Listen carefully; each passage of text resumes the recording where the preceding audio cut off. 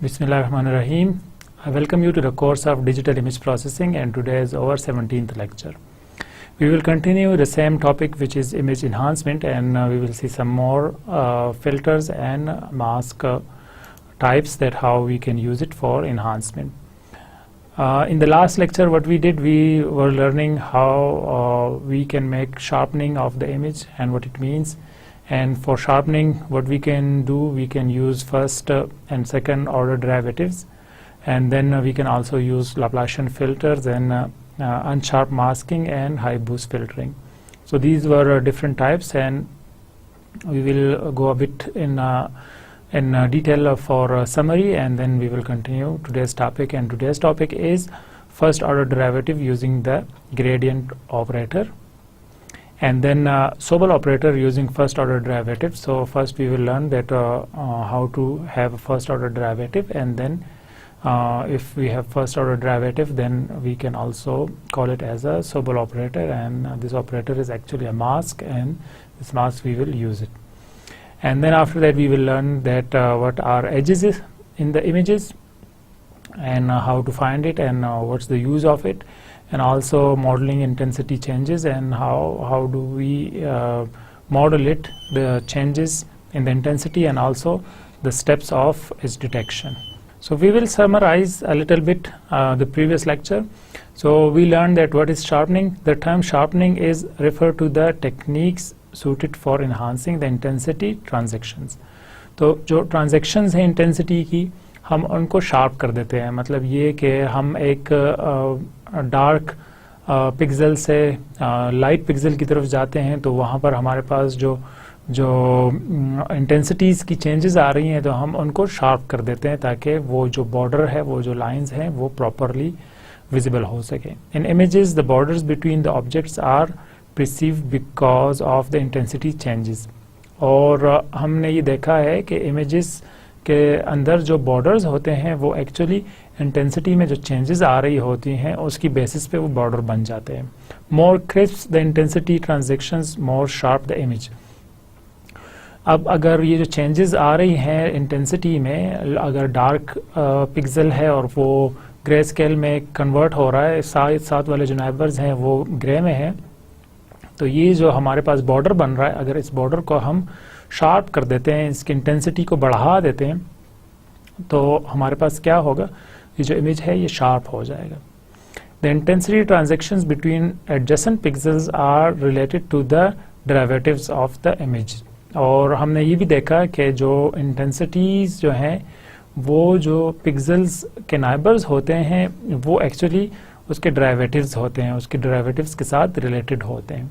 Hints the operator possibly expressed as linear filter able to compute the derivatives of digital image are very interesting. और हम करते क्या हैं कि हम ऑपरेटर्स को यूज़ करते हैं, और उस ऑपरेटर्स के डेरिवेटिव्स एक्चुअली हम ले रहे होते हैं, और हम जब उनको यूज़ करते हैं तो उसकी वजह से हमारे पास जो ये इमेज है वो शार्प हो जाता है, क्योंकि हम इंटेंसिटी को बढ़ा देते हैं जो नाइबर्स की इंफॉर्मेशन को लेता है. By averaging over an image, then the image becomes blurred or the details in the image are removed. Now this average operation is equivalent to the integration operation. अब हमें ये पता है कि जब हम इमेज की एवरेजिंग ले रहे होते हैं, तो उससे होता क्या है कि जो नाइबर्स की इंफॉर्मेशन है वो एडअप होती जाती है, और हम उसको एक ख़ास पॉइंट पे लेकर आते हैं, तो उससे हमारे पास होता ये है कि जो इमेज है वो ब्लर हो जाता है. तो अब अगर इमेज ब्लर हो जाता है, तो उसको हम नॉर्मली मैथमेटिक्स की ज़बान में हम इंटीग्रेशन उसको कहते हैं कि ये इंटीग्रेशन हो गई है, उसने जो नाइबर्स हैं उसकी इंफॉर्मेशन को लेकर एब्जॉर्ब कर लिया है, और वो एजेस हैं वो उसको स्मूथ कर दिया है, उसने उसको ब्लर कर दिया है. द ऑपोजिट डिफरेंशिएशन ऑपरेशंस और the derivatives operations will make the image sharp. अब हमें ये पता है कि अगर हम उसका डेरिवेटिव लेते हैं या डिफरेंशिएशन लेते हैं, तो उससे होगा ये कि वो शार्प हो जाएगा. अब उसका कम्प्लीटली अपोजिट लेते हैं. So we need derivative operators, और अब इस वजह से हमें डेरिवेटिव्स ऑपरेटर्स चाहिए होते हैं, तो हम फर्स्ट ऑर्डर डेरिवेटिव्स लेते हैं और सेकंड ऑर्डर डेरिवेटिव्स लेते हैं.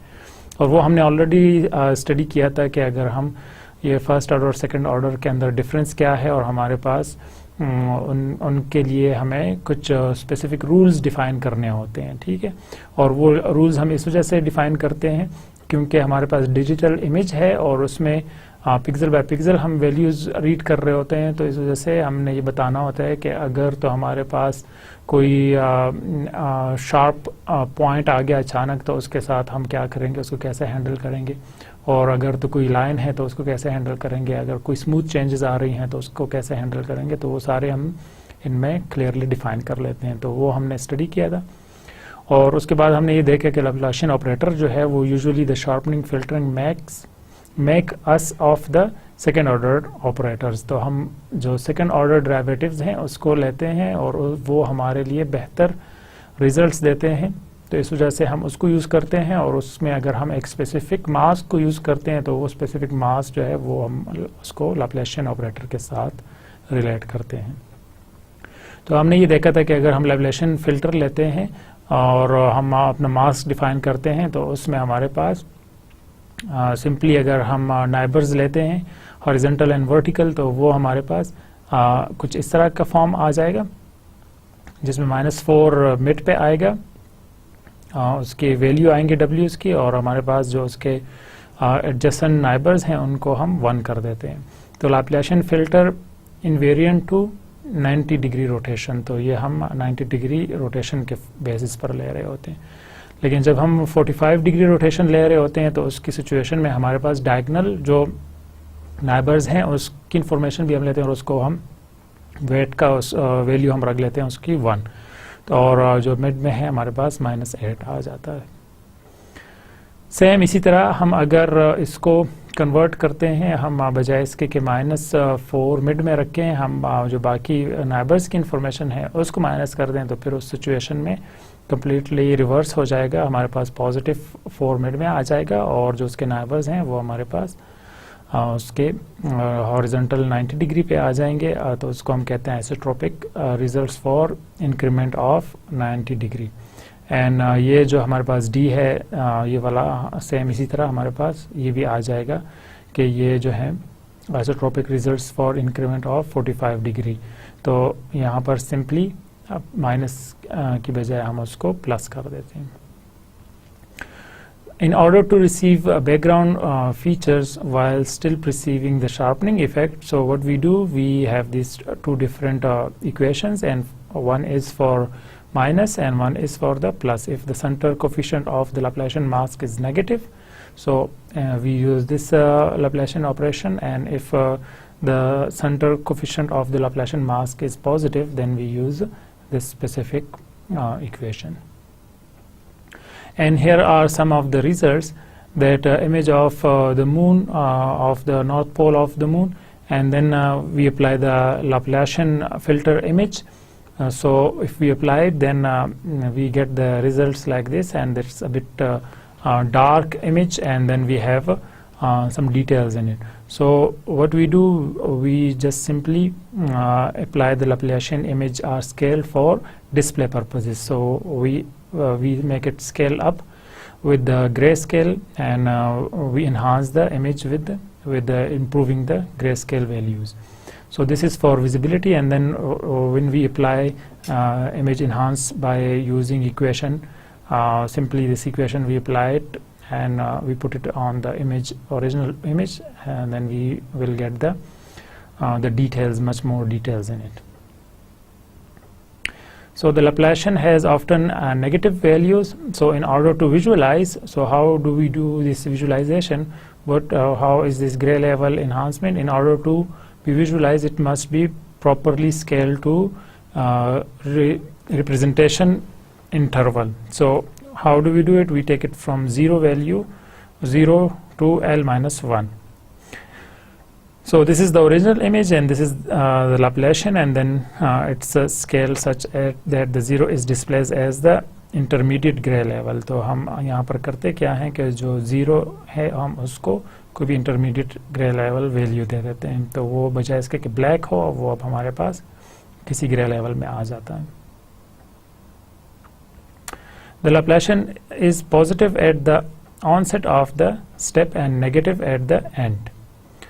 Subtracting the Laplacian of or the function of it from an image, the height of the step is increased. तो हम करते क्या हैं कि हम simply इसको जब सब्ट्रैक्ट करते हैं तो हमारे पास जो इन्हांस इमेज है वो आ जाएगी. तो ओरिजिनल इमेज हमारे पास ये है और उसके बाद लैप्लाशियन फिल्टर्ड इमेज हमारे पास ये आ जाएगा और Laplacian with diagonal filter.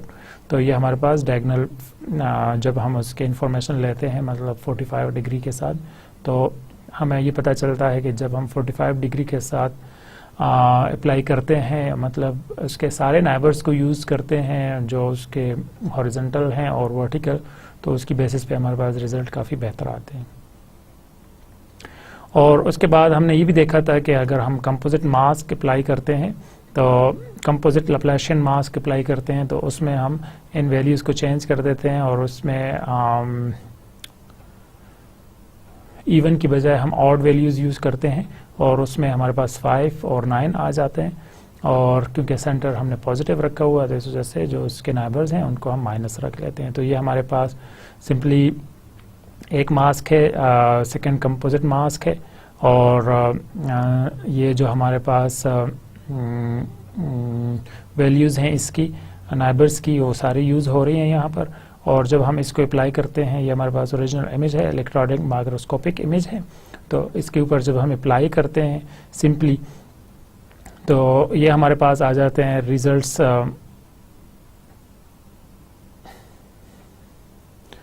Of filter with mask A जो हमारे पास ये वाला है और ये जो हमारे पास रिजल्ट्स आ रहे हैं इमेज की, तो ये जो हमारे पास बी मास्क है हम इसको यूज़ करते हैं.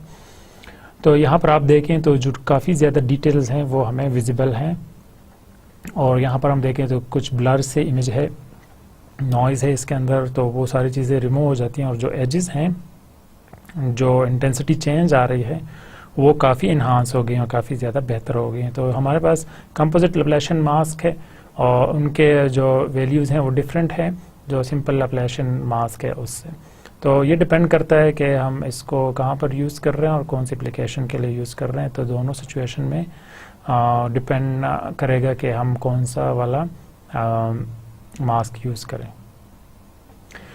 इसके बाद हमने ये देखा था कि unsharp masking and high boost filtering.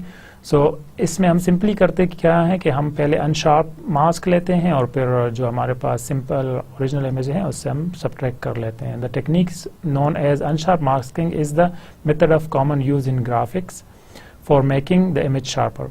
So it consist of diffusing the original image, हम पहले उसको ब्लर कर लेते हैं. Obtaining the mask as the difference between the original image and the diffuse copy. अब हम करते क्या हैं कि जो ओरिजिनल इमेज है और डिफ्यूज इमेज है उनको आपस में से सब्ट्रैक्ट कर लेते हैं. फिर इसके बाद जो भी वैल्यूज़ आती हैं adding the mask to the original image, और अब इसके बाद जो भी वैल्यूज़ आती हैं हम उसको ओरिजिनल इमेज के साथ ऐड कर लेते हैं. तो उससे होता ये है कि जो जहाँ पर हमारे पास ब्लर इंफॉर्मेशन थी उसमें ज़ाहिर है कोई वैल्यूज़ होंगी जो कि इंक्रीज़ हो चुकी होंगी, तो हम उनको जब यूज़ करते हैं ओरिजिनल इमेज के साथ तो वो जब एडअप होंगी तो वो उनकी इंटेंसिटीज़ इंक्रीज़ हो जाती हैं. तो अनशार्प मास्किंग के लिए हम क्या करते हैं कि हम सिंपली दो डिफरेंट इक्वेशंस यूज़ करते हैं और उसके लिए जब हमारे पास माइनस हो उसका सेंट्रॉइड और जब पॉजिटिव हो तो हमारे पास ये वाली इक्वेशन यूज़ होगी. हाई बूस्ट में हम क्या करते हैं कि हम कोई एक ख़ास वैल्यू लेते हैं और उसको मल्टीप्लाई करते हैं जो हमारे पास इमेज है उसके साथ. तो वो मास्क जब हम लेते हैं तो उसके सेंट्रॉइड के साथ उसको मल्टीप्लाई करते हैं और वो ग्रेटर देन और इक्वल टू 1 हो सकता है.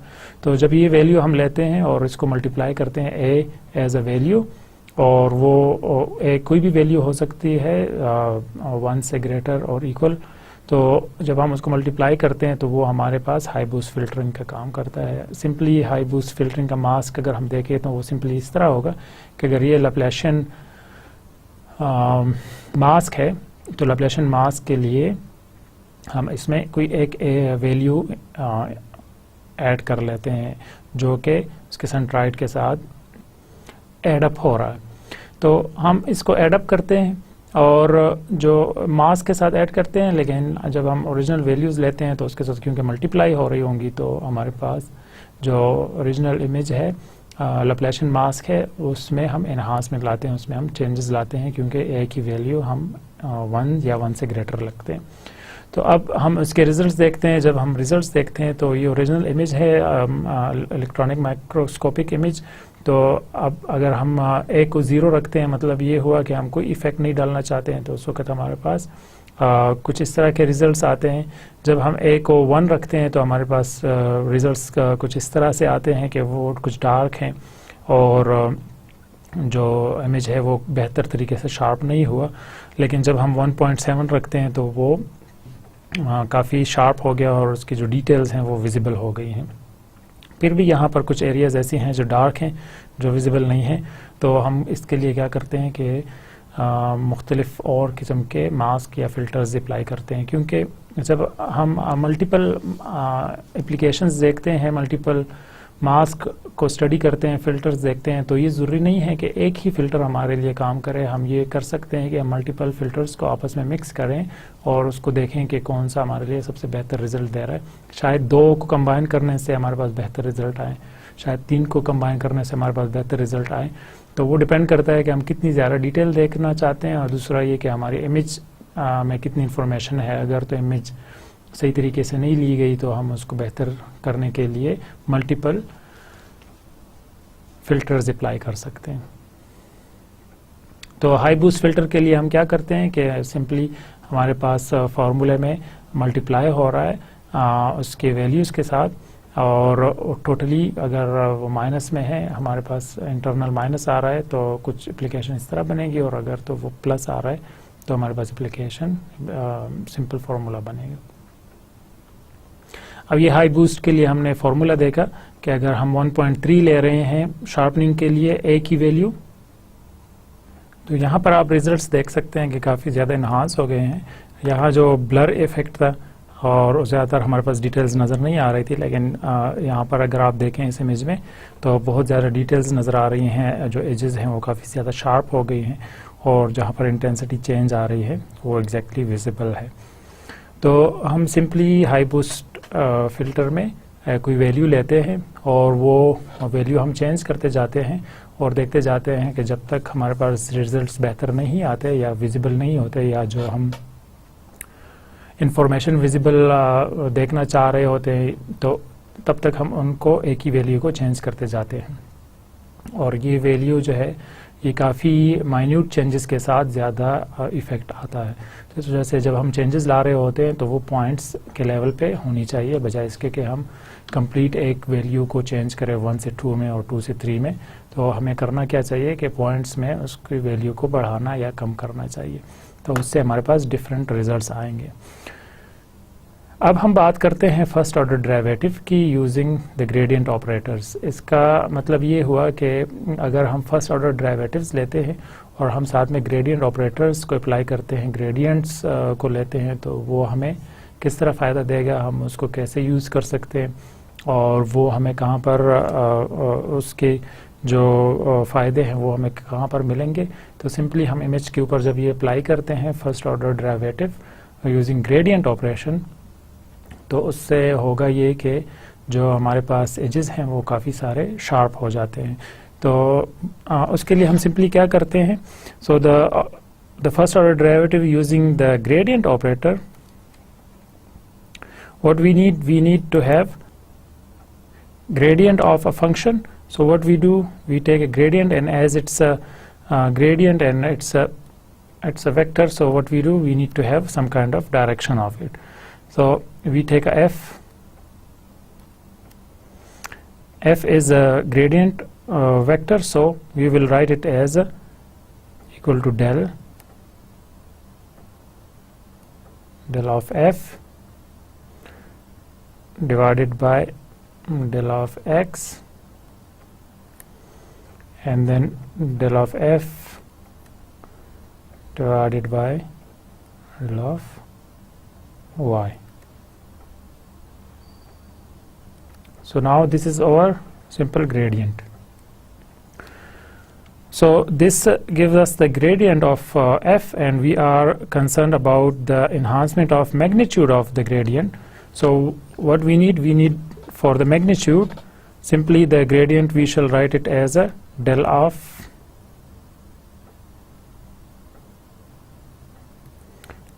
f, which is the magnitude of the vector gradient f. So that's why what we do, we take the f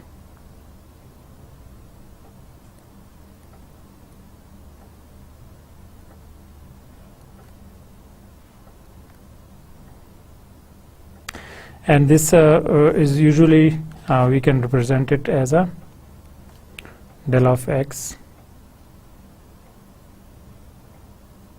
delta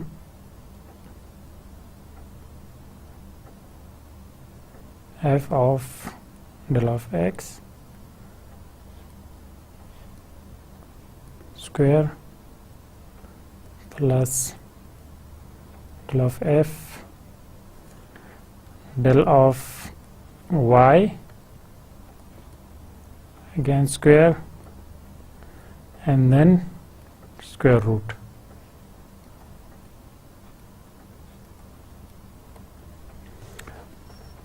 So now this is the expression, and this particular expression leads to some computational difficulties, like we have some squares and also we have a square root. So getting the square root in image is quite a bit of complicated, and we need to have a lot of calculations. So what we do, we simply approximate it. So instead of solving this equation, we simply take the approximation, and this approximation can be of simply del of f del of x,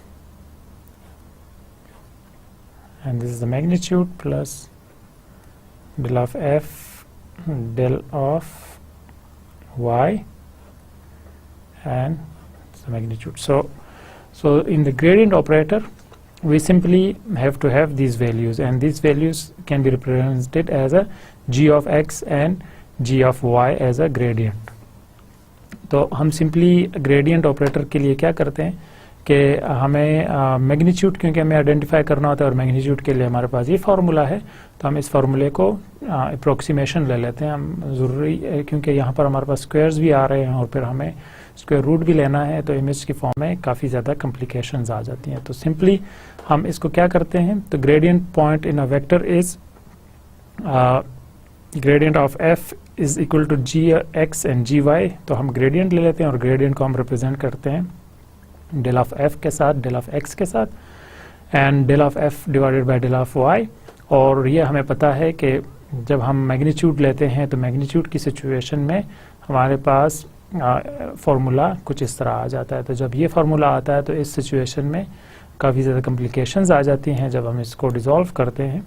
तो इस वजह से हम क्या करते हैं कि हम सिंपली अप्रोक्सीमेशन लेते हैं. तो सो कॉमन सिंप्लीफिकेशन के लिए हम जब भी ग्रेडियंट यूज़ करेंगे तो हम ऐसे अप्रोक्सीमेशन को यूज़ करेंगे. अब अगर हम ग्रेडियंट की प्रॉपर्टीज़ देखना चाहें तो वो किस तरह होंगी, क्योंकि हमने अप्लाई करना है फर्स्ट ऑर्डर डेरिवेटिव्स के थ्रू हम ले रहे हैं ग्रेडियंट. तो उस सिचुएशन में हम क्या करते हैं, the magnitude of the gradient provides the information about the strength of the edges. तो वो जो एजेस है वो हमें मैग्नीट्यूड हमें क्या बताता है, उसके जो स्ट्रेंथ है, उसके जो इंटेंसिटी की वैल्यूज़ हैं वो हमें बताता है कि इसकी स्ट्रेंथ क्या है, किस जगह पर ये लाई कर रहा है. So the direction of the gradient is always perpendicular to the direction of the edge. तो जो एज की डायरेक्शन है उसके लिए वो जो ग्रेडियंट है वो हमेशा परपेंडिकुलर होगा. तो अब हमेशा परपेंडिकुलर का मतलब ये होगा कि जब हम आगे मूव करते हैं तो जो डायरेक्शन है वो भी चेंज होती जाएगी, रोटेशन के साथ चेंज होती जाती है. तो जब वो रोटेशन होगी तो उसके लिए हमेशा उसके परपेंडिकुलर ही आएगा. So the edge direction is rotated with respect to the gradient direction by 90 degree. तो यहाँ पर आप देखते हैं कि कोई भी पिक्सल हम लेते हैं तो उसका सेंटर लेते हैं और उसके लिहाज से हम आइडेंटिफाई करते हैं कि उसके नाइबर्स कौन से हैं, और एच के जो नॉर्म्स हैं वो नॉर्मल निकालते हैं और एच के डायरेक्शंस को आइडेंटिफाई करते हैं. अब इसके लिए हम क्या करते हैं, हम सिंपली जब मास्क यूज़ करेंगे तो क्योंकि हमारे पास x और y अलग अलग डायरेक्शन हैं, इस वजह से हम करते क्या हैं कि डिफरेंट मास्क बनते हैं। तो डिफरेंट मास्क कुछ इस तरह बनते हैं कि अगर हम x की सिचुएशन में लेते हैं तो -1 0 +1 आ जाते हैं, -2 0 और +2 आ जाते हैं, -1 0 और +1 आ जाते हैं। तो ये अगर हमारे पास x डायरेक्शन में हम मैग्नीट्यूड के वैल्यूज़ आइडेंटिफाई करना चाह रहे हैं तो ये होगा, और अगर तो हम y के डायरेक्शन में आइडेंटिफाई करना चाह रहे हैं तो y की सिचुएशन में +1 +2 +1 हमारे पास इस तरह फर्स्ट रो में आ जाएगा, और सेकंड रो में हमारे पास 0 0 0 और लास्ट जो है -1 -2 और -1 आ जाते हैं। तो यहाँ पर कम्प्लीटली रोटेट कर देते हैं हम इसको। तो आप इसको अगर एंटी क्लॉकवाइज रोटेट करेंगे तो हमारे पास ये वाला y की सिचुएशन बन जाती है। अब अगर हम सोबल इसको हम नॉर्मली जब हम फर्स्ट ऑर्डर डेरिवेटिव्स लेते हैं थ्रू ग्रेडियंट, और ग्रेडियंट के लिए जब हम डिफरेंट वैल्यूज़ के लिए फ़िल्टर बनाते हैं तो वो फ़िल्टर जब हम आइडेंटिफाई कर लेते हैं उसको सोबल फ़िल्टर कहते हैं। इसको आगे हम डिटेल से देखेंगे। तो जब हम अप्लाई करते हैं सिंपली तो हमारे पास वैल्यूज़ जो हैं वो कुछ इस तरह आ जाती हैं कि जहाँ पर चेंजेस आ रही हैं, जो सडन चेंजेस भी हो सकती हैं, या इंटेंसिटी की वैल्यूज़ चेंज हो रही हैं, या जहाँ पर एजेस हैं तो उन एजेस को वो क्लियरली शार्प कर लेता है। तो आप यहाँ पर देख सकते हैं कि हर जगह पर जो है जो एजेस हैं उनको हाईलाइट कर दिया, उनकी जगह पर लाइनें आ गई हैं। तो ये अगर हम सिंपली ग्रेडियंट के लिहाज से मैग्नीट्यूड की वैल्यूज़ आइडेंटिफाई करते हैं तो कुछ इस तरह के रिजल्ट्स आते हैं। सेम इसी तरह अगर हम अप्लाई करते हैं ओरिजिनल इमेज के ऊपर तो optical image of the content lens note defect on the boundary at 4 and 5 o'clock। तो यहाँ पर कुछ डिफेक्ट आ रहे हैं, और ये हमारे पास ऑप्टिकल इमेज है कॉन्टेक्ट लेंस का। तो अगर हम इसके वैल्यूज़ आइडेंटिफाई करना चाहते हैं, इसके एजेस को डिटेल से देखना चाहते हैं, तो हम सिंपली अगर सोबल फ़िल्टर अप्लाई करते हैं, और वो अप्लाई करने के बाद हम देखते हैं कि जो एजेस हैं वो क्लियरली विजिबल हो गए हैं, वो और जो डिफेक्ट था वो भी क्लियरली विजिबल हो गया। So the combination of different spatial enhancement method leads to better quality images। अब ये मैंने आपको बताया कि हम अगर मल्टीपल फिल्टर्स को अप्लाई करते हैं और मिक्स करते हैं तो हमारे पास रिजल्ट्स जो हैं वो डिफरेंट आ जाते हैं। तो हमने ये देखा था कि स्पेशल एनहांसमेंट मेथड्स जितने भी हैं अगर उनको हम कम्बिनेशंस के साथ लेकर आते हैं तो हमारे पास डिफरेंट रिजल्ट्स आते हैं। For instance utilize the Laplacian to highlight fine details and the gradient to enhance prominent edges। अब हम करते क्या है कि अगर हम लैप्लाशियन को अप्लाई करते हैं तो उसके बाद हमारे पास जो छोटी छोटी डिटेल्स हैं इमेज की वो विजिबल हो जाती हैं, और अगर हम ग्रेडियंट अप्लाई करते हैं जैसे कि सोबल हो गया और भी बहुत सारे हैं, तो उसके अप्लाई करने के बाद क्या होगा, जो उसके एजेस हैं वो बहुत ज़्यादा क्लियर हो जाती हैं। तो दो अलग अलग फ़िल्टर अप्लाई करने से दो अलग अलग फ़ायदे हो रहे हैं, और इमेज जो है उसके एजेस भी बेहतर हो जाते हैं, और उसकी जो फाइन अंदर डिटेल है छोटी सी वो भी नज़र आनी शुरू हो जाती है। A smooth variation of gradient image can be use to make the Laplacian image. अब हमें ये पता है कि हम जो लैप्लाशियन मास्क यूज़ कर रहे होते हैं, लैप्लाशियन इमेज अप्लाई करने के बाद, तो अगर हम उसमें ग्रेडियंट में थोड़ी सी चेंजेस लाएं तो वो हम उसको मिक्स अप्लाई कर दें, तो जो हमने लैप्लाशियन अप्लाई किया और उसके ऊपर ग्रेडियंट अप्लाई करेंगे तो रिजल्ट्स हमारे पास काफ़ी सारे बेहतर हो जाते हैं। Increase the dynamic range of the grey level by using grey level transformation. और अगर हम ग्रे लेवल के जो डायनामिक रेंज हैं, जो वैल्यूज़ चेंज हो रही हैं, अगर उसको हम इन्हांस करें ग्रे लेवल ट्रांसफॉर्मेशन मेथड के थ्रू तो भी हमारे पास डिफरेंट किस्म के रिजल्ट्स आ सकते हैं। अगर हमारे पास ये ओरिजिनल इमेज है और ये सिंपली हमारे पास एक एक्सरे टाइप की इमेज आ रही है, तो हम इसमें करते क्या है कि अगर हम लैप्लाशियन अप्लाई करते हैं तो वो सिंपली इसको ग्रे स्केल में कन्वर्ट कर देता है, और जब हमारे पास ये इमेज आ जाती है तो हम करते क्या है कि इसको हम इन्हांस करते हैं थ्रू लैप्लाशियन और ग्रे स्केल इन्हांसमेंट के। तो यहाँ पर हमारे पास ओरिजिनल इमेज है और हमने जो लैप्लाशियन यहाँ पर लिया हुआ था इन दोनों को मिक्स कर दिया, इसके ऊपर सुपर इम्पोज कर दिया। जब हम अप्लाई करेंगे तो उससे क्या होगा कि जो ज़्यादातर डिटेल है अब वो ओरिजिनल इमेज में विजिबल हो गई।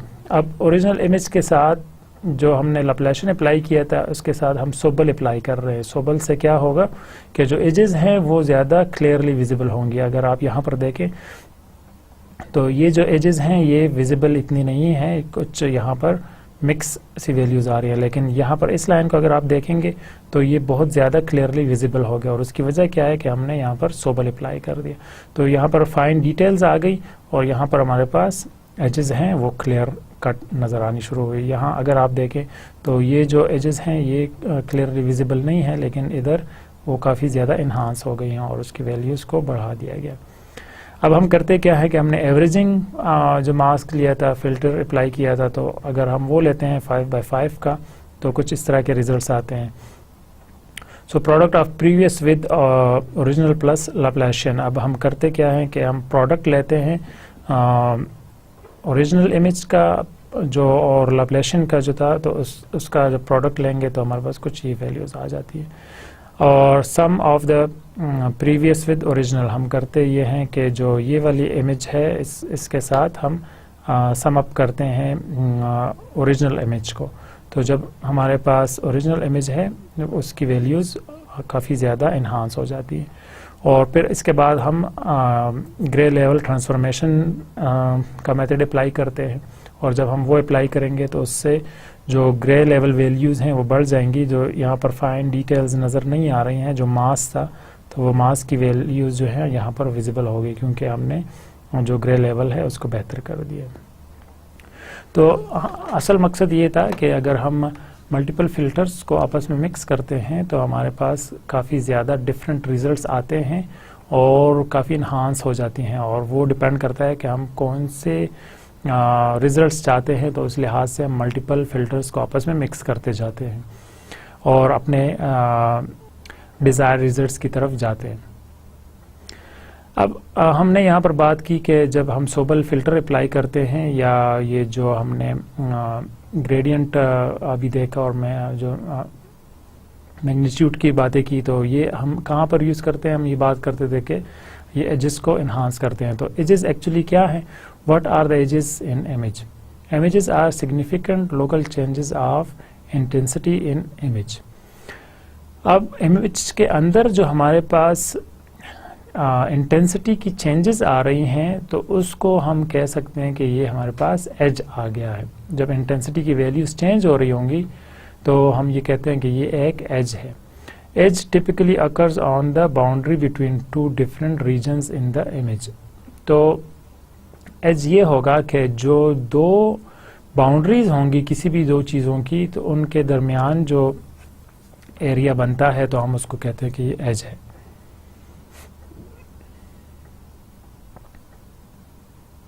Intuitively, edge correspond to singularities in the image। तो जो singularities है उसके साथ correspond करती हैं, मतलब ये कि एक individual object के साथ correspond करती है। Where pixel values experiences abrupt changes, तो जहाँ पर पिक्सल की वैल्यूज़ अचानक चेंज हो रही हैं तो इसका मतलब ये हुआ कि ये एक नेक्स्ट ऑब्जेक्ट है या ये कोई नेक्स्ट बॉर्डर की तरफ हम जा रहे हैं। तो इस एब्रप्ट चेंजेस की वजह से वहाँ पर जो लाइन बन रही है, जो बॉर्डर बन रहा है, तो हम उसको एच के नाम से आइडेंटिफाई करते हैं। Detecting large intensity transactions between pixels, तो हम करते क्या है, जब हम एजेस आइडेंटिफाई करते हैं तो इसको हम कहते हैं कि ये एज डिटेक्शन हो रही है। और इसी इंटेंसिटी वैल्यूज़ जो पिक्सल्स की इंटेंसिटी वैल्यूज़ आपस में चेंज हो रही होती हैं, तो इसको आइडेंटिफाई करने के लिए मल्टीपल अप्रोचेस हैं। तो यहाँ पर अगर हम एग्जांपल में देखें तो सारे वैल्यूज 0 हैं, और जब हम यहाँ पर आते हैं तो 45 पिक्सल वैल्यूज आ रही हैं, फिर यहाँ 45 है, 33, 42, 38। तो यह इसका मतलब ये हुआ कि ये जो वैल्यूज हैं ये चेंज हैं, 0 और इसके दरमियान चेंजेस आ रही हैं। तो ये जो बॉर्डर वाली पिक्सल्स हैं इसको हम एज अ एज कंसिडर करते हैं। अब goal of the edge detection क्या है, हम क्यों करना चाह रहे हैं edge detection? Produce a line drawing of a scene from an image of that scene. हम करते क्या हैं कि जो इमेज है उसके लिए हम लाइन ड्राइंग करते हैं कि जहाँ पर ऑब्जेक्ट्स हैं उसके ऊपर हम उसके एजेस के ऊपर हम लाइन को ड्रॉ करते हैं। Important features can be extracted from the edge of an image, corners, lines, curves and many other things. हम अगर हम ये लाइंस को आइडेंटिफाई कर लेते हैं और इन लाइंस को आपस में कंबाइन करते हैं तो उसके बाद हमारे पास कॉर्नर्स आ जाते हैं, हमारे पास लाइंस आ जाती हैं, डिफरेंट कर्व्स आ जाते हैं। तो उसकी बेसिस पे फिर हम करते क्या हैं, this features are used by higher level computer vision algorithm such edge recognition. और इसके बाद हम इसको रिकग्निशन के लिए यूज़ करते हैं कि इमेज के अंदर कहाँ पर ऑब्जेक्ट्स पड़े हुए हैं, कहाँ पर फॉर एग्जांपल ह्यूमंस हैं, कहाँ पर फेसेस हैं। तो इन सारी चीज़ों को हम आइडेंटिफाई करने के लिए हमारे पास एजेस का होना बहुत ज़रूरी है। तो जब हम एजेस तक पहुँच जाते हैं तो हम ऑब्जेक्ट्स को आइडेंटिफाई कर सकते हैं और मल्टीपल एल्गोरिथम्स अप्लाई करते हैं। तो ये एजेस जो हैं ये बहुत ज़्यादा वैल्यूबल है हमारे। हम अगर यहाँ पर देखते हैं ये एक इमेज है और इसके लिए अगर हम एजेस को आइडेंटिफाई करते हैं तो जहाँ पर इंटेंसिटी की चेंजेस आ रही हैं उसको हमने सिंपली एक लाइन के साथ रिप्रेजेंट कर दिया है। तो वो सारे हमारे पास लाइंस आ गए हैं। अब इसमें हमारे पास सिंपली एज आइडेंटिफाई करना होगा, तो वो सिंपली यहाँ पर जो लाइन आ रही है ब्लैक और वाइट के दरमियान, तो हम इसको एज अ एज कंसिडर कर सकते हैं कि ये एक एज है क्योंकि बिल्कुल क्लियर कट डिफरेंस आ रहा है यहाँ पर। तो ये हमारे पास सिंपल एज आ गए हैं, इसको आइडेंटिफाई करना काफ़ी इजी हो जाता है। लेकिन जब हमारे पास इंटेंसिटी वैल्यूज़ जो हैं वो स्लोली चेंज हो रही हैं तो इस सिचुएशन में आइडेंटिफाई करना काफ़ी मुश्किल हो जाता है कि इसमें एज कहाँ पर है, क्योंकि जो ये चेंज है ये एब्रप्ट नहीं है, ये स्मूथ चेंज है। और ये स्मूथ चेंज किस वजह से आ रहे हैं, इसके बहुत सारे रीजंस हो सकते हैं। So what causes the intensity changes? जो इंटेंसिटी के अंदर चेंजेस आ रही हैं वो किस वजह से हो सकती हैं? Various physical event causes intensity changes. Geometric events, कुछ ज्योमेट्रिक इवेंट्स हो सकते हैं, object boundary, discontinuity in depth and और सरफेस कलर एंड टेक्सचर। तो ऑब्जेक्ट की जो बाउंड्री है वो डिसकंटिन्यू हो सकती है। उसकी वजह क्या हो सकता है कि सरफेस ओरिएंटेशन ऐसी है कि वो डिसकंटिन्यूटी है। मसलन यहाँ पर हम देखते हैं कि ये आगे यहाँ से एंड अप हो रहा है, हमारे पास यहाँ से आगे इंफॉर्मेशन नहीं आ रही क्योंकि जो सरफेस है वो उसकी ओरिएंटेशन ऐसी है कि वो पूरी विजिबल नहीं है। तो ये चेंजेस आ सकती हैं। दूसरी सरफेस का कलर और टेक्सचर की बेसिस पे हो सकती हैं कि इसके अंदर जो टेक्सचर यूज़ हो रहा है वो आपस में काफ़ी ज़्यादा रिजेंबल है और उसमें जो डिफरेंस है उसकी डिफरेंस वैल्यूज़ जो हैं वो काफ़ी ज़्यादा विजिबल नहीं है। तो इस वजह से वो जो चेंजेस हैं इस वजह से आ रही हैं। और दूसरी ये हो सकती है कि सरफेस बाउंड्री जो है, discontinuity in surface orientation and surface colour and texture. तो जो सरफेस की बाउंड्री है वो चेंज हो सकती है। जिस तरह हमारे पास ये सरफेस है तो यहाँ पर इसकी जो वैल्यूज़ हैं वो चेंज हो रहे हैं और बहुत सारे रीजंस हो सकते हैं कि जो ओरिएंटेशन है वो डिफरेंट है, जिसके ऊपर जो लाइट पड़ रही है वो डिफरेंट है, लेकिन वो लाइट जो है वो नॉन ज्योमेट्रिक इवेंट्स में आएगा। तो specularity, directions, reflection of light such as mirror. तो इसमें मिरर्स की रिफ्लेक्शन हो सकती हैं या लाइट की रिफ्लेक्शन हो सकती है। इस वजह से वो जो इंटेंसिटी की वैल्यूज़ हैं वो चेंज हो सकती हैं। शेडोज़ आ सकते हैं, जिस तरह हमारे पास यहाँ ऑब्जेक्ट्स हैं तो इनके शेडोज़ आ रहे हैं, तो इस वजह से इसके जो एजेस हैं वो आइडेंटिफाई करना काफ़ी मुश्किल हो जाता है क्योंकि वो जो चेंजेस हैं वो काफ़ी स्मूथ हैं, बहुत कम पिक्सेल्स ऐसे हैं जो कि एब्रप्ट चेंज बता रही हैं, तो वो चेंजेस काफ़ी स्मूथली हो रही हैं, इस वजह से वो एजेस जो हैं आइडेंटिफाई करना मुश्किल हो जाता है। तो इसके लिए मुख्तलिफ तरीके हैं कि अगर ऐसी सिचुएशन होगी तो हम उस सिचुएशन में कैसे एजेस को आइडेंटिफाई करते हैं। एज डिस्क्रिप्शन या डिस्क्रिप्टर्स को हम कैसे यूज़ करते हैं। एज नॉर्मल क्या होगा, unit vector in the direction of maximum intensity change. तो हम एज नॉर्मल किसे कहेंगे कि वो वाला unit vector in direction of maximum intensity change, जहाँ पर इंटेंसिटी में चेंजेस आ रही हैं, तो उसको हम कहते हैं कि ये यूनिट नॉर्मल है, या इसको एज नॉर्मल कहते हैं हम। तो वो एज नॉर्मल सिंपली ये होगा कि जहाँ पर हमारे पास जो मैक्सिमम इंटेंसिटी की चेंजेस आ रही हैं तो उनको हम लेते हैं। फॉर एग्जांपल ये वाइट है और यहाँ पर हमारे पास डार्क वैल्यूज़ हैं, तो ये जो इस तरफ हमारे पास एब्रप्ट चेंजेस आ रही हैं और मैक्सिमम वैल्यूज़ जो हैं इंटेंसिटी की, तो उसको हम कहते हैं कि ये एज नॉर्मल है। इस direction unit vector to perpendicular to the edge normal. तो जो हमारे पास एज नॉर्मल आ जाते हैं वो हमने आइडेंटिफाई कर लिए हैं, तो इसकी बेसिस पे हम डायरेक्शन को आइडेंटिफाई करते हैं। और वो डायरेक्शन क्या होगी कि जो परपेंडिकुलर हो एक पार्टिकुलर पिक्सल के, और वो पार्टिकुलर पिक्सल के परपेंडिकुलर क्या होगा, वो एज नॉर्मल होगा। तो जब एज नॉर्मल किसी भी पिक्सल के लिए परपेंडिकुलर हो तो हम उसको कहते हैं कि ये एज उसकी एज डायरेक्शन है। एज पोजीशन और center, the image position at which the edge is located. तो इमेज के अंदर जो हम एज की पोजीशन आइडेंटिफाई करना चाहते हैं तो वो क्या होगा, the image position at which the edge is located. तो जो एजेस हम ले रहे होते हैं उसके अंदर हमारे पास जो सेंटर है उसका इमेज के अंदर जो हमारे पास पिक्सल हैं उसका सेंटर हम आइडेंटिफाई कर लें तो हम ये कहेंगे कि ये हमारे पास एज की पोजीशन है। Edge strength the related to the local image contrast along the normal. तो हम करते क्या हैं कि एज की स्ट्रेंथ कैसे आइडेंटिफाई करते हैं कि जो हमारे पास कंट्रास्ट है इमेज के अंदर जो लोकल इंफॉर्मेशन है, तो उसके लिए जो हम नॉर्मल वैल्यू आइडेंटिफाई करेंगे तो वो हमारे पास एज की स्ट्रेंथ होगी। Modelling the intensity changes. अब अगर हम चेंजेस जो हैं इंटेंसिटी में उसको अगर मॉडल करना चाहते हैं तो वो किस तरह होंगी। Edge can be model according to their intensity profiles. Step edge, the image intensity abruptly changes from one value to one side of the discontinuity to a different value on the opposite side. तो यहाँ पर हम अगर कोई एक line लेते हैं और उस लाइन को हम ड्रॉ करना चाहते हैं तो उसमें जो स्टेप एज होगा वो क्या होगा कि जो एब्रप्ट चेंजेस आ रही हैं। फॉर एग्जांपल हम यहाँ एक लाइन ड्रॉ कर रहे हैं।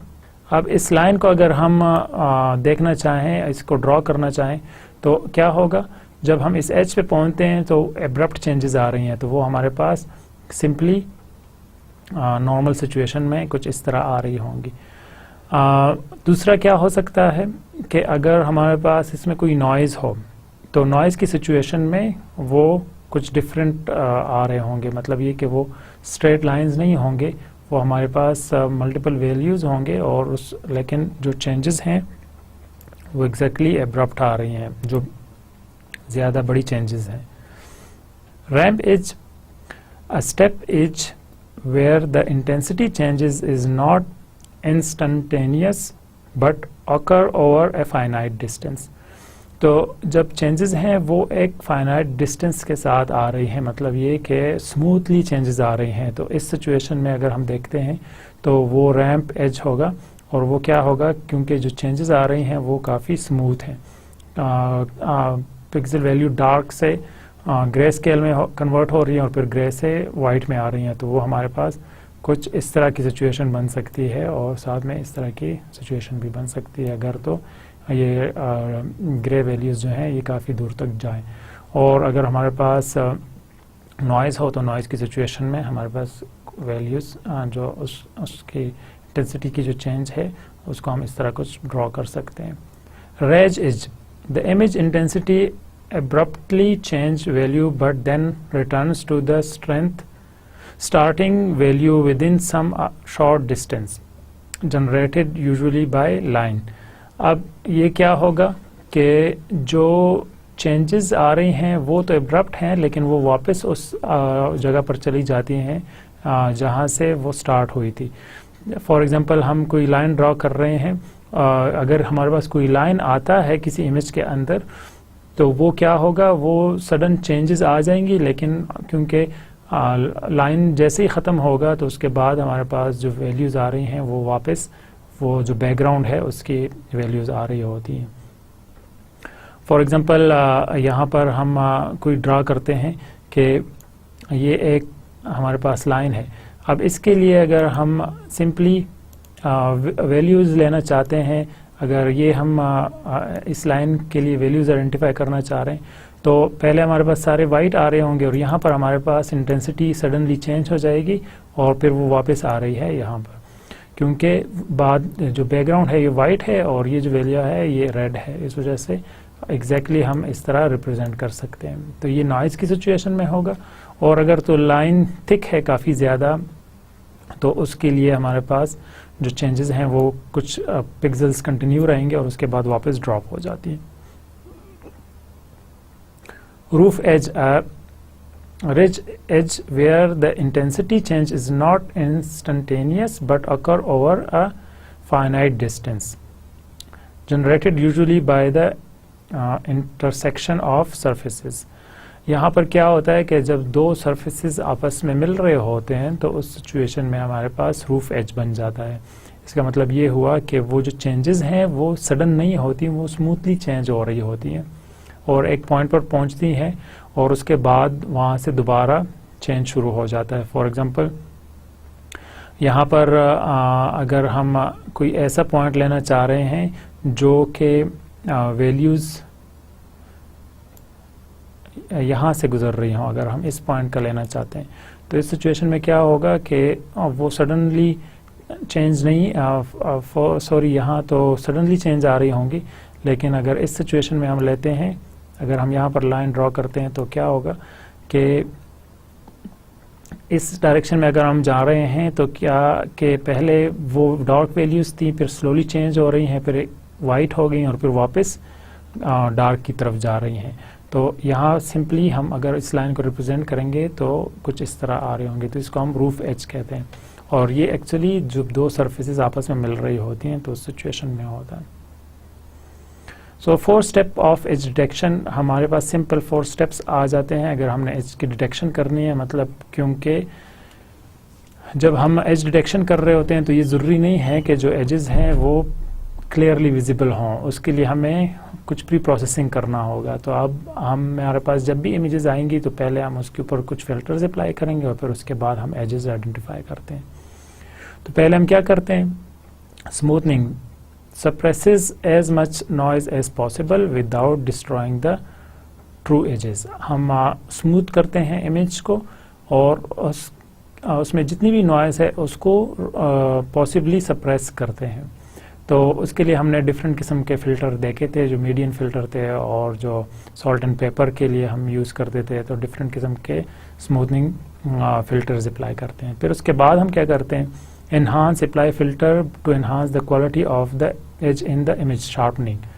अब इसके बाद हम इमेज को शार्प करते हैं. तो पहले स्मूथ करते हैं फिर उसके बाद शार्पनिंग करते हैं ताकि जो क्वालिटी है इमेज की वो बेहतर हो सके. Detection, determine which edge pixel should be discarded as noise and which should be retained. Usually threshold provides the correction used for the detection. हम करते क्या हैं कि हम सिंपली डिटेक्शन करते हैं एज पिक्सेल्स की और उसके लिए हम सिंपली जो नॉइज़ है उसको रिमूव करते हैं. तो नॉइज़ कैसे रिमूव होता है एजेस के लिए कि जो भी हमारे पास एजेस जो कि यूज़ नहीं हो रहे तो हम उसको डिस्कार्ड कर देते हैं, या जो स्मॉल एजेस हैं या जो नॉइज़ के तौर पर आ रही हैं तो हम उसको रिमूव करते हैं। और उसको कैसे रिमूव करते हैं कि हम थ्रेशोल्ड वैल्यूज़ अप्लाई करते हैं कि अगर कोई एज जो है वो 3 पिक्सल्स की तक है तो 3 पिक्सल्स के बाद हम उसको कंटिन्यू नहीं कर रहा तो हम उसको एज अ नॉइज़ कंसिडर करते हैं। और इसके बाद है localization. Determine the exact location of an edge. Sub pixel resolution might be required for some application, that is estimate the location of an edge to better than the spacing between pixels. Edge thinning and linking are usually required in this step.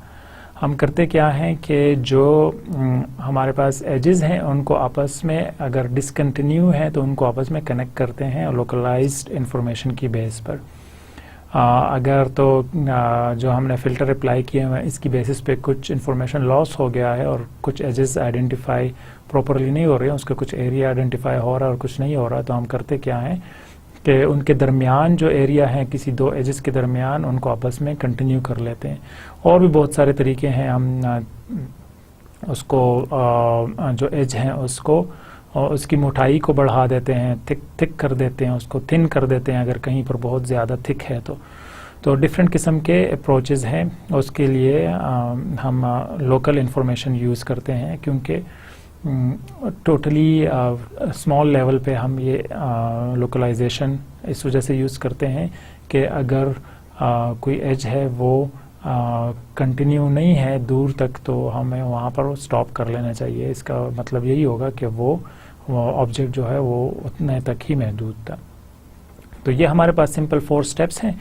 इसमें हम basically simple smoothening apply करते हैं, फिर उसके बाद sharpening apply करते हैं, फिर हम डिटेक्शन करते हैं कि कहीं पर कोई नॉइज़ तो नहीं है, कहीं पर कोई ऐसी इन्फॉर्मेशन जो यूज़फुल नहीं है तो हम उसको रिमूव कर देते हैं। और उसके बाद हम लोकलाइज इंफॉर्मेशन यूज़ करते हैं और उसकी बेस पे हम एजेस को इन्हांस कर देते हैं, थिक कर देते हैं, या उसको कंटिन्यू करना चाह रहे होते हैं ऑब्जेक्ट में किसी जगह पर मिस हो रही हैं तो उसको आपस में जॉइन कर लेते हैं।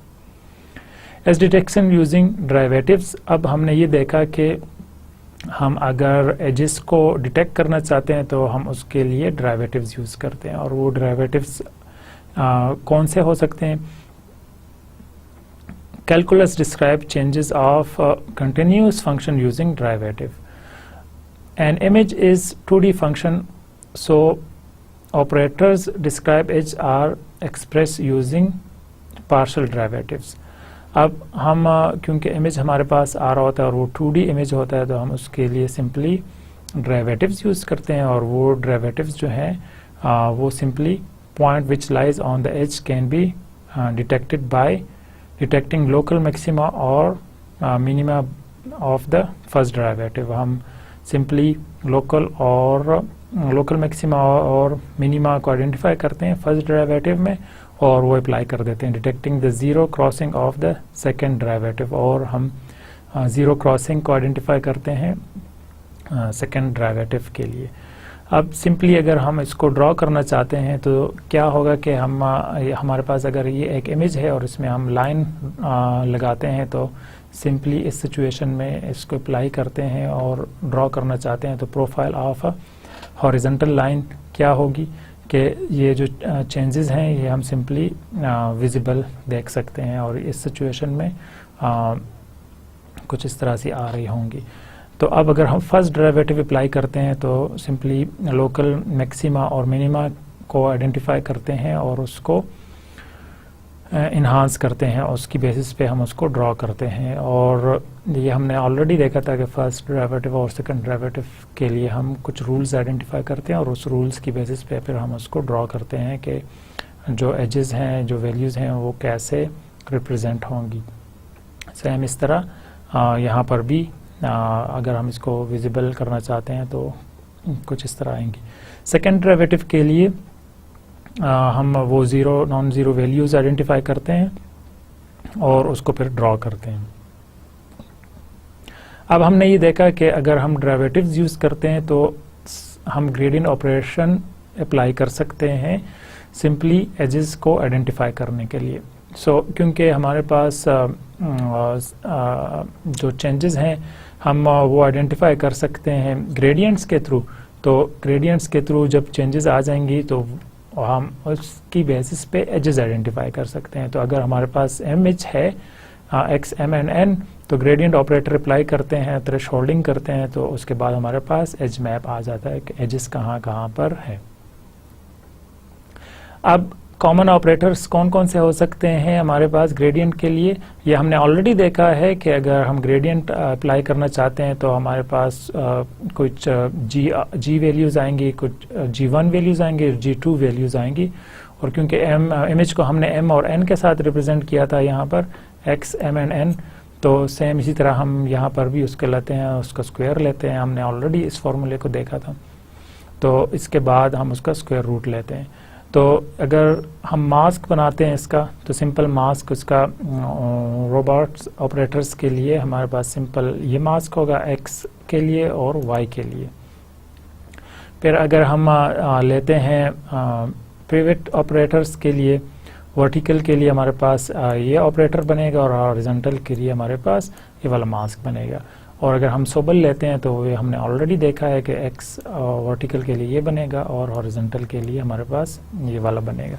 तो अब क्योंकि हम इसके साथ एजेस के अंदर जो चेंजेस आ रही हैं उसको आइडेंटिफाई करते हैं, जो चेंजेस आइडेंटिफाई कर लेते हैं तो इसकी बेसिस पे हम एजेस आइडेंटिफाई कर लेते हैं। अब एजेस अब हमने आइडेंटिफाई कर ली हैं और ये हमने देखा था कि ये अगर हम अप्लाई करते हैं सोबल ऑपरेटर तो उससे हमारे पास एजेस बड़ी इजीली आइडेंटिफाई हो सकते हैं। तो ये सिंपल एप्लीकेशन है सोबल ऑपरेटर की।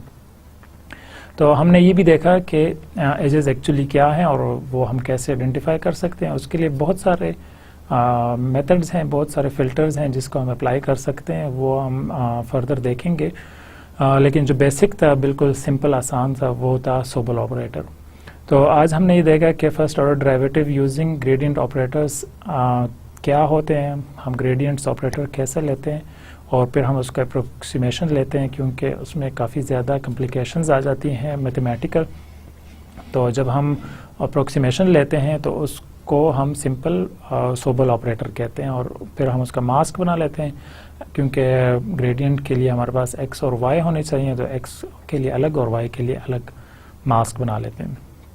व्हाट आर द एजेस, हमने आज ये देखा कि एजेस क्या हैं और वो कैसे आइडेंटिफाई हो सकती हैं और उसको हम कैसे ड्रॉ कर सकते हैं, उसमें चेंजेस कैसे आती हैं, इंटेंसिटी की चेंजेस का क्या मतलब है।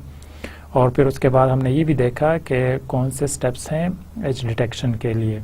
बेसिक 4 स्टेप्स हैं, हम सिंपली उसको स्मूथ करते हैं, उसके बाद हम उसके इमेज को शार्प करते हैं, फिर हम डिटेक्शन करते हैं और उसके बाद हम लोकलाइजेशन करते हैं कि कोई इन्फॉर्मेशन जो मिस हो रही है तो वहाँ पर वो हम इंसर्ट कर देते हैं। तो आज के लेक्चर में हमने बेसिक चीज़ें देखी और नेक्स्ट लेक्चर में हम कुछ एडवांस लेवल पे जाएंगे और इसमें जो मल्टीपल फिल्टर्स हैं उसको डिस्कस करेंगे। तब तक के लिए इतना काफ़ी, इंशाल्लाह नेक्स्ट लेक्चर में दोबारा मिलेंगे। अल्लाह हाफिज़।